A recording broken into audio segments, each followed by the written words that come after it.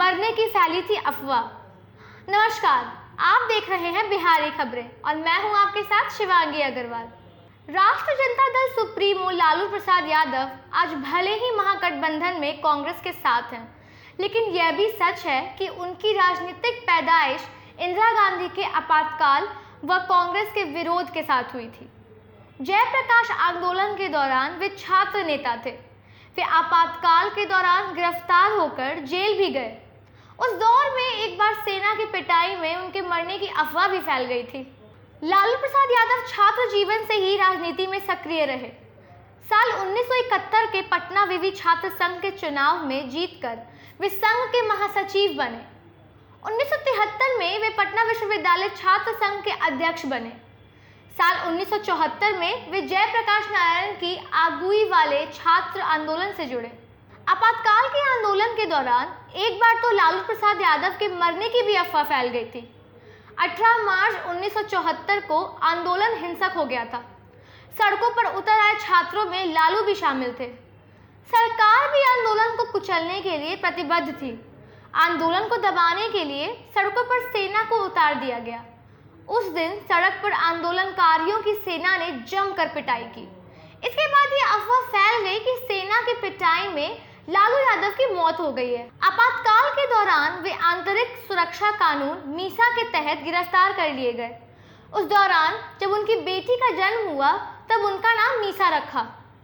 तब लालू कहते थे कि यह नाम उन्हें इंदिरा के आपातकाल व इसमें जेल यात्रा की याद दिलाता रहेगा। आपातकाल के बाद हुए लोकसभा चुनाव में कांग्रेस का सुपड़ा साफ हुआ और देश में जनता पार्टी की सरकार आई। साथ ही बिहार में लालू का राजनीतिक कद भी बढ़ा।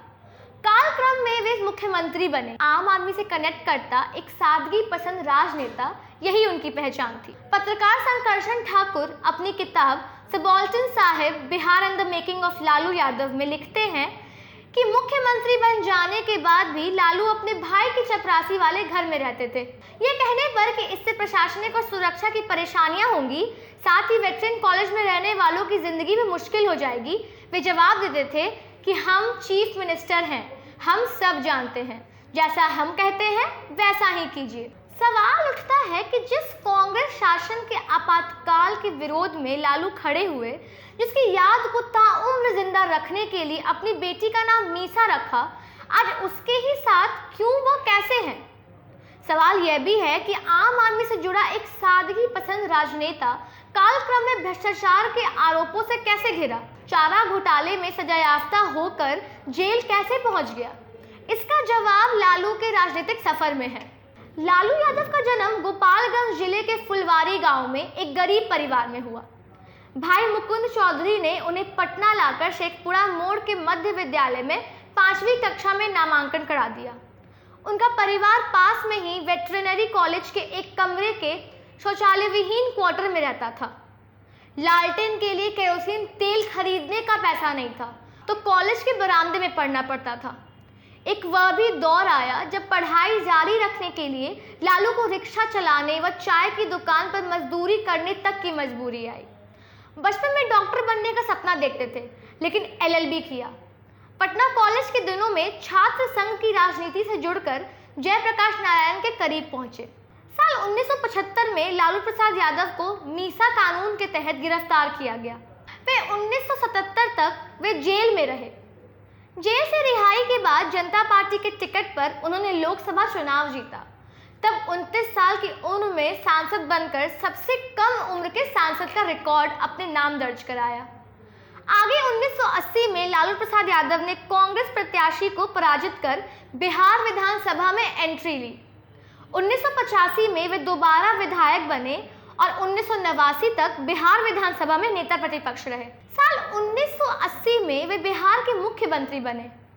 23 सितंबर 1990 को उन्होंने लाल कृष्ण आडवाणी की राम रथ यात्रा के दौरान समस्तीपुर में गिरफ्तार कर खुद को एक धर्मनिरपेक्ष नेता के रूप में स्थापित भी किया। फिर 1995 में भी भारी बहुमत से विजयी रहे। कई पिछड़ी जातियों के समर्थन के बावजूद लालू प्रसाद यादव की राजनीति मुस्लिम और यादव समीकरण के इर्द गिर्द घूमती रही। इस MY समीकरण से उपजी सोशल इंजीनियरिंग के कारण उनकी छवि गरीबों का मसीहा की बनी और इसी के बल पर उन्होंने बिहार में अपनी जड़ें जमाई। हालांकि कालक्रम में चारा घोटाला में फंसकर उनकी कुर्सी चली गई। आगे उन्होंने केंद्र की राजनीति में जगह बनाकर रेल मंत्री का पद भी संभाला, लेकिन धीरे धीरे उन पर कसते गए कानूनी शिकंजे ने उन्हें सलाखों के पीछे धकेल दिया।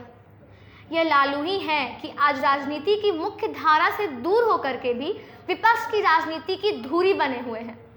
लालू के राजनीतिक पतन के पीछे चारा घोटाला सबसे बड़ा कारण रहा।